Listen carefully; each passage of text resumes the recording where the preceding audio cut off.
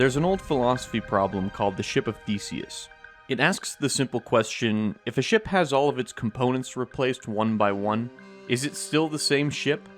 Depending on your answer, this is or was my ship. In early 2018, I was on the hunt for a good S chassis. Nothing fancy, just something in good condition that I could build off of. My vision was something like this, a fast, clean, stock body S13. As it so often goes, I got impatient waiting for the right car and bought this shitbox instead. Meet the wrong car. An automatic 1991 240SX that didn't run right and had seen a dozen previous owners, 24 Canadian winters, and more than one backyard paint job. I knew the car was bad, but I had yet to find out exactly how bad it was. At the time, I thought I'd put in a summer of elbow grease and good vibes and be cruising around in a mint street car in no time. In reality, I was embarking on a 6-year journey. Hundreds of hours of replacing parts, replacing rust, painting, repainting, breaking, fixing, to eventually end up here, with a car I could have just bought in the first place. But we're getting ahead of ourselves. It's really down on power. It makes enough that I can pull it like up and down the driveway, but when you try to accelerate... After replacing a clogged fuel filter and adjusting the ignition timing, I had the 350,000 kilometer KA24 running like a song. I spent that first winter daily driving the car and even took it to a couple winter drift events at my local racetrack's skid pad. Despite being a total hoopty, the car really hadn't been messed with much, so it was actually a fairly reliable daily driver. It was terrible in the snow though. Its open diff meant it was essentially one-wheel drive. This led me to the first mod, welding the rear differential.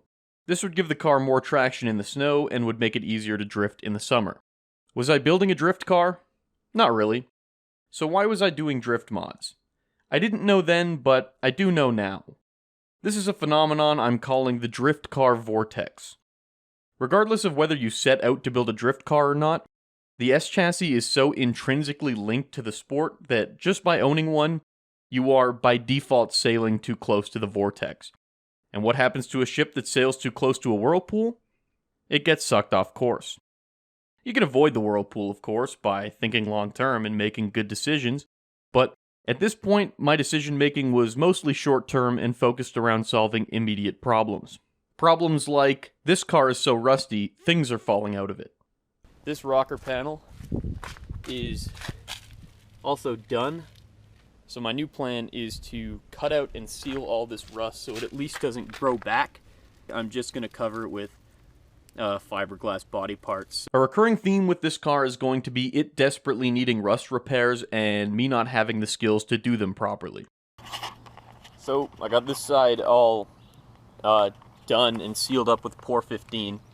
So I finished sealing up this rocker here. As you can see, I didn't really keep much of the rocker at all. I just sealed it up. It looks like shit, but I have side skirts to go over it. It's fine. Next thing I did was put giant works on this car. These are 17 by 8.5 minus 20 offset, so they stick out quite a bit. So to remedy that, I cut out the fender. I am going to cut out even more of the fender because everything from about here to about there is Bondo on rust. So that's the new piece cut out and tack welded in.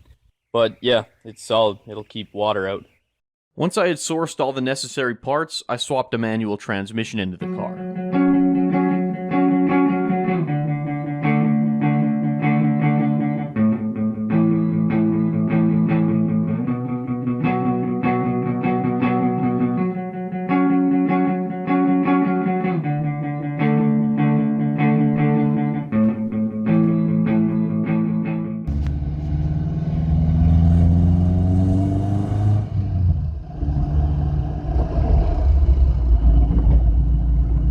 I picked up a set of over fenders and side skirts secondhand and used them to hide my bodywork crimes.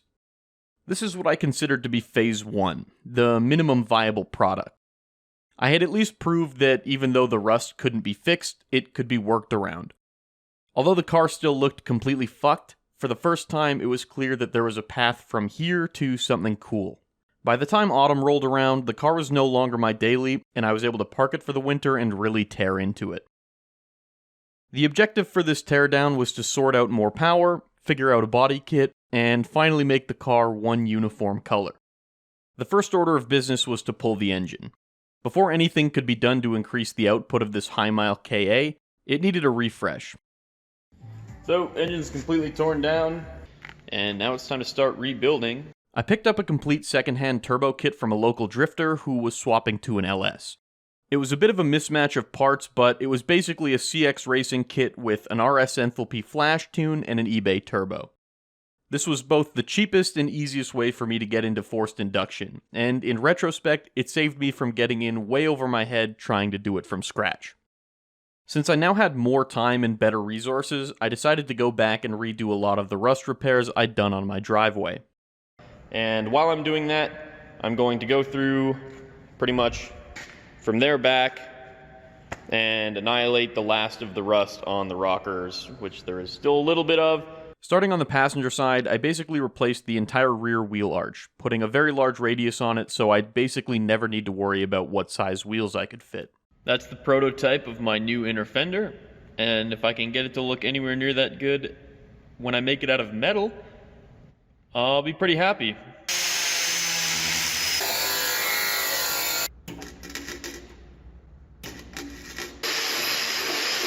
When I went to do the same thing on the driver's side, I found the mother lode of rust, and ended up cutting giant sections out of the floor, rocker panel, and wheel arch. My strategy was to just cut all the rust out first, and figure out how to fix the resulting holes later. So I got this repair piece welded in here. I pretty much made a whole new rocker panel. And then, once I did that, I went ahead and cut out all the remaining rust on the driver's side of the vehicle. And it's fucked. Starting from about there, where the floor pan joins the side of the car, was completely rusted out. And yeah, it's gonna be a lot of work getting that welded back together. I did all the welding on the inside of my car. I got my floor pans welded up, the side welded up, the inner fender welded up. It's still pretty rough, it has to be cleaned up. I got a big hole patch at the front. I got the inner fender welded in and clean up the welds, so that's pretty solid. With the rust repairs completed, I was finally free to continue getting the mechanicals sorted and start some turbo supporting mods. Alright, so that's the new oil feed line in. So, this is the upper intercooler mount I made, and that seems like it's doing the job just fine.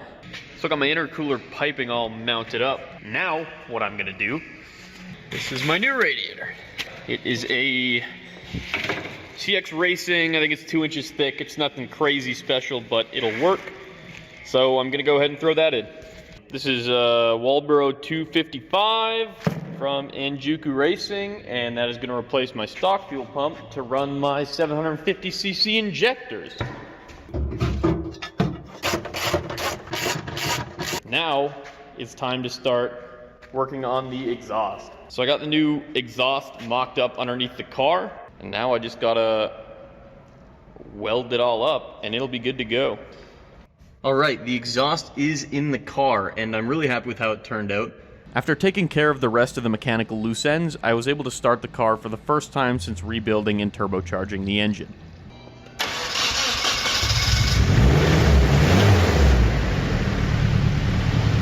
To cover up my Franken chassis, I picked up an authentic shitty replica body kit and some wide body rear over fenders. So I got the whole kit unpacked. Some notable quality control issues are that none of the edges are straight. Since I didn't have access to a real painting space, I decided to paint the car panel by panel. One by one, I'd strip the gunky black paint off, fix any dents that needed fixing, and apply some Rust-Oleum spray paint and clear coat.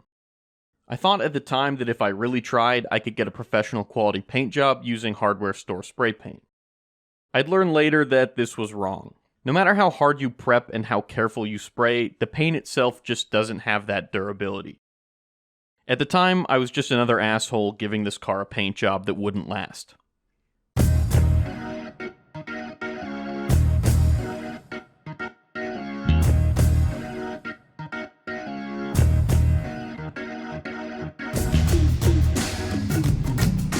So the car itself is completely painted now. The only thing that still has to be painted is the body kit.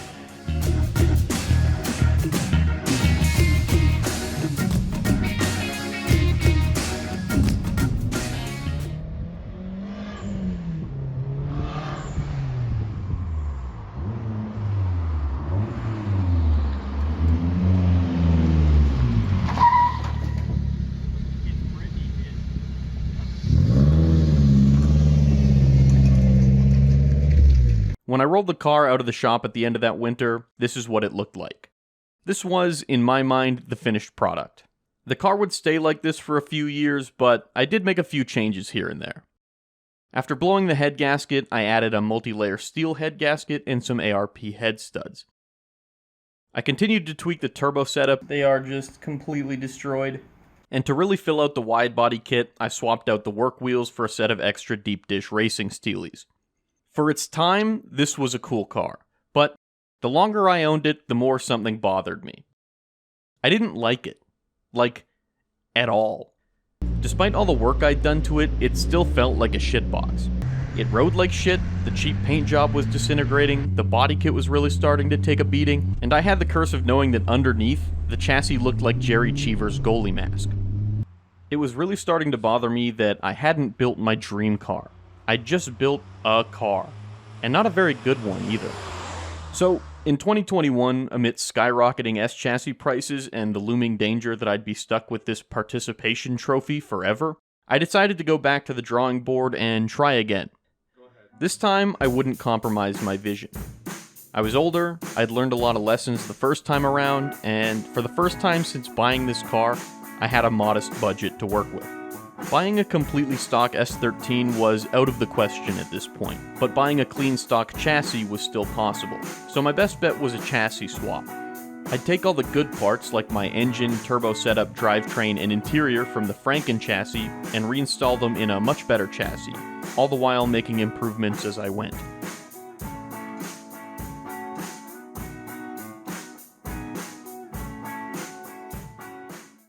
This is the chassis I selected. It wasn't perfect, but it was still 100 times better than my old chassis was when I started out. It would need some rust repairs and some other work, but nothing like the old chassis needed. The main thing I was after was these pristine, uncut, unrusted, unwall-tapped quarter panels. The chassis showed up as a rolling shell with a bunch of miscellaneous parts, but I'd get rid of most of these parts in favor of the known good parts from the old chassis. I started by tearing the new chassis down until it was a completely bare shell. I wanted to know exactly what I was dealing with from the start. Alright, so I got the front subframe removed. Alright, that's the very heavy rear diff out. Alright, that's the gas tank out.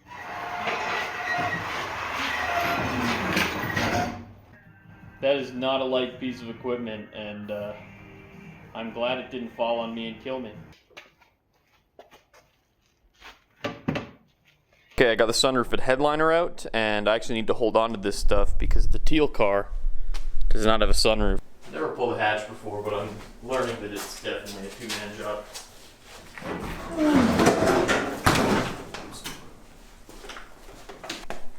Nice, that's done. And hopefully I didn't make too embarrassing of a face when I pulled it off. Alright, that's the red chassis basically completely torn down. So we've got two big spots to worry about here. The first one is right in front of the driver's side rear wheel. You can see that around the rocker, it's not great.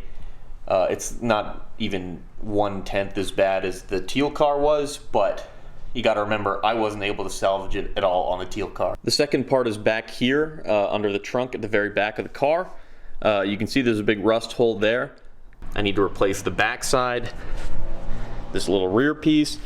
Luckily, the actual body panel itself is in very good shape. I made fixing all these rust spots and any other chassis issues my first order of business. That way, if it turned out that I couldn't fix it, I could pull the ripcord early before I sunk too much time into the swap. Alright, that's this patch piece welded in, and I'm actually really happy with how that turned out. That's this front corner patched up. This goes entirely underneath the fender. Nobody's ever going to see it, so I'm really not going to worry about cleaning up these welds very much. Alright, so we've got that rust hole welded up. We've got this patch panel installed. Please don't bully me about how bad that looks. And now we can move on to the final boss.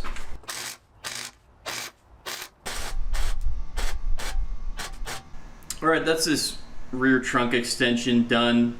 Overall, it's solid, but it's ugly. I am not a good welder. And we are done chassis rust fixing. The nice thing about this is this chassis is all torn down. I've seen every square inch of it. I know that I'm not going to get broadsided with more rust like I did on the Teal 240. So yeah, we're not quite done chassis work in general, we still specifically have to do something about these missing wheel arches, but as for rust, that's basically it.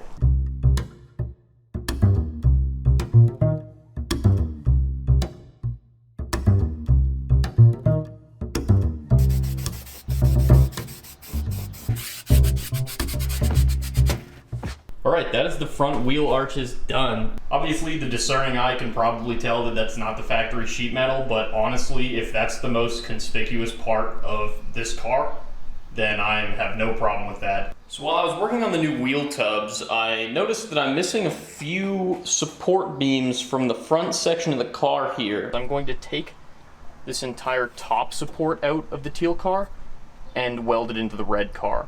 I don't see the point in me trying to straighten out this piece of metal when I literally have an identical piece of metal over there on the teal car. So that's what the teal car is for. So that's this whole front support attached. It was very easy, just a weld there and a weld there.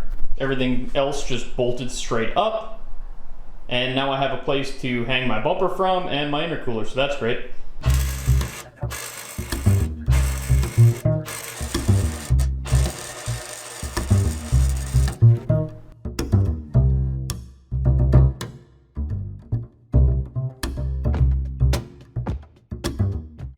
Alright, so that's the two frame rails welded back together, no problems there. And then I went through and I painted all this new stuff red.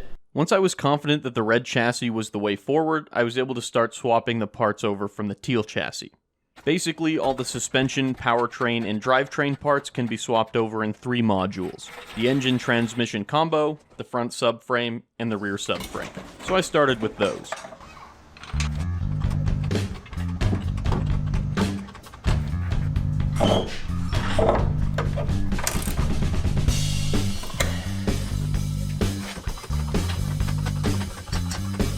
So I've actually got a quick side mission here. I'm going to pull out my welded differential, and I'm going to trade it to a guy I know for his factory VLSD. This is a factory S13 VLSD.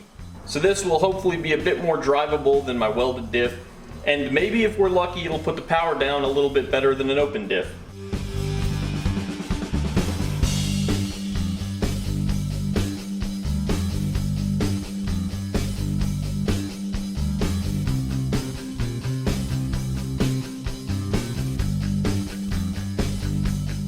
Next, I swapped over the interior.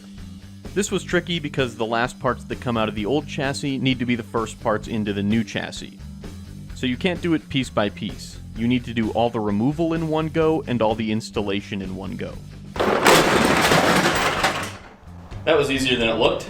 The very last thing to come out of the old chassis, the wiring harness, needs to be the very first thing into the new chassis.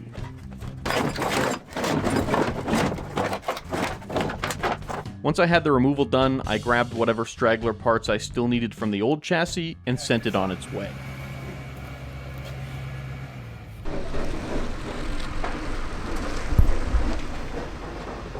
So this is the dash I've been running for the past couple years. I'm going to swap it out with this dashboard that I just recently bought from a friend of mine. I got the dashboard in, it's looking really fresh, crack-free. I didn't break too many tiny little plastic parts while I was putting it in. That is not a good looking wheel. Here's something fun now I get to put in the center console. I still have the factory ashtray. How good is that? Just gonna toss in the seats and see how it feels. Oh yeah. Oh man, it feels so good to be back here. I didn't have rear seats or a trunk floor in the old chassis, and the new chassis didn't come with them either. I built myself a custom trunk floor that would cover the rear interior, and added some flair by upholstering it with this ostentatious llama-themed rug. The doors from the new chassis had power windows, which the wiring harness from the old chassis didn't have connections for. I created a custom wiring harness for the windows and modified the door cards to accept power window switches. Power windows and a sunroof are two features that I was disappointed not to have before, so I was really happy to be able to add them during the chassis swap. And with that, the interior is completely finished. I know it doesn't look 100% OEM, but it's a damn sight closer than most S13s. Overall, I'm very happy with it. It all feels very sturdy, looks nice and clean, and ultimately it's a place I'll enjoy spending time in. At this point, I was able to direct my attention back to mechanical stuff, namely the motor, which hadn't run since it was pulled from the Teal car. The second-hand turbo setup I'd bought years ago was still going strong, and I didn't have much incentive to mess with it. What I did need to change was the screamer pipe. Since I was going back to a stock body, there would no longer be a hole in the hood for it to stick out of, so I chose to point it downward instead like normal people do. While doing this, I noticed that my exhaust manifold had cracked, likely from the stress of repeated heat cycles and vibration. I got the crack welded up and tweaked the exhaust to add a flex pipe to hopefully avoid this happening again. Now that this is done, I can permanently install it on the underside of the car. I think the pieces are all in place, and all I can really do now is turn the key and hope nothing explodes or catches fire.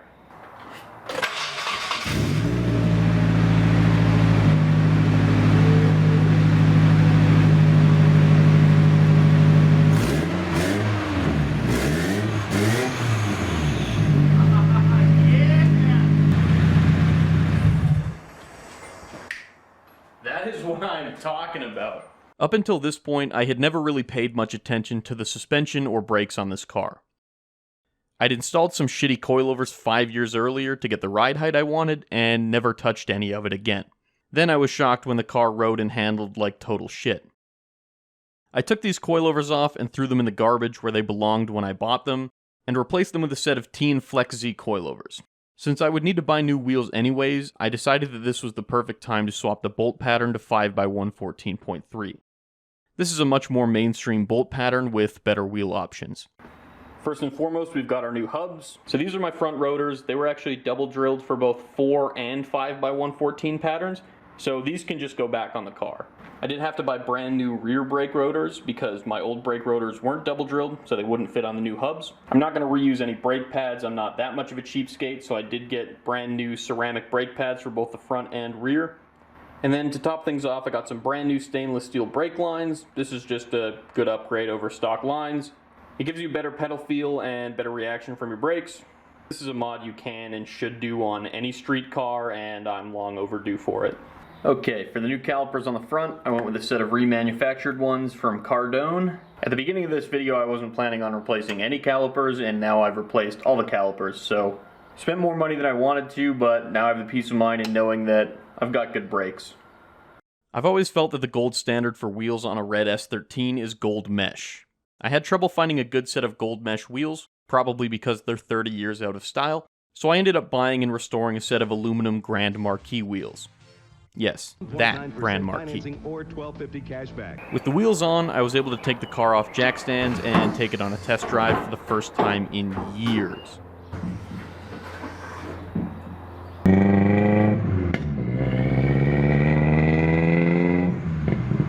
The main thing that still needs to be done is a ton of body work. Over the course of the reshell, I'd picked up some body panels secondhand to replace the ones that the Teal chassis didn't have.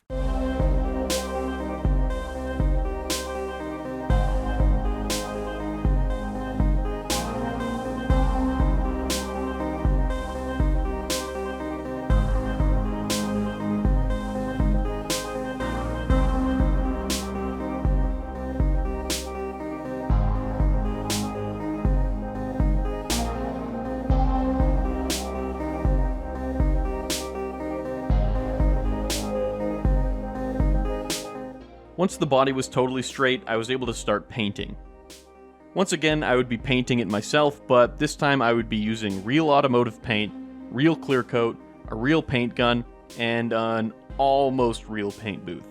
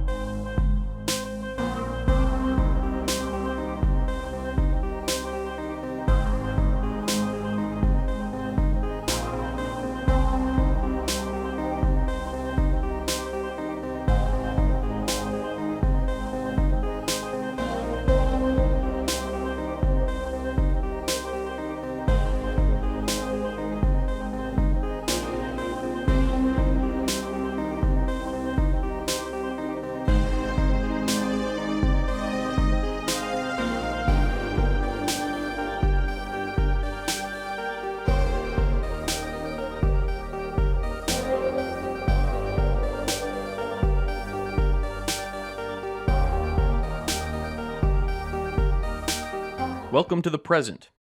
This is how we left things in the last video in the series. The car is close, but it still needs a couple finishing touches before we can pat ourselves on the back. I'm spending some time messing with the coilovers to find a good ride height.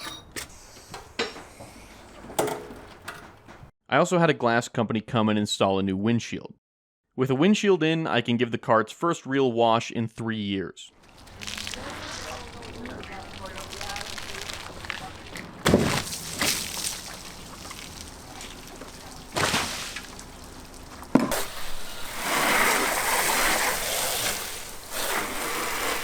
Okay, now we can pat ourselves on the back.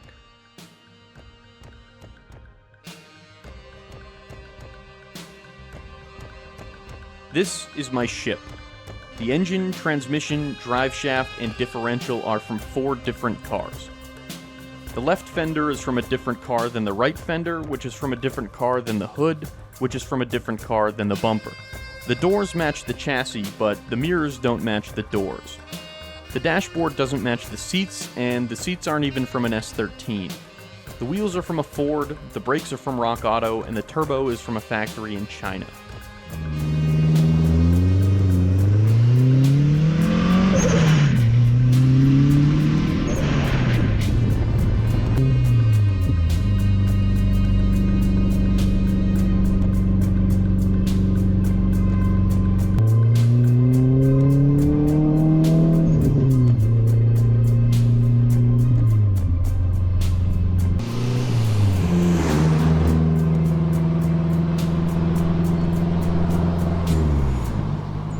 So, back to that philosophy problem. If you replace every part of a car, is it still the same car? Here's a better question. Do you care? No, I literally could not care less.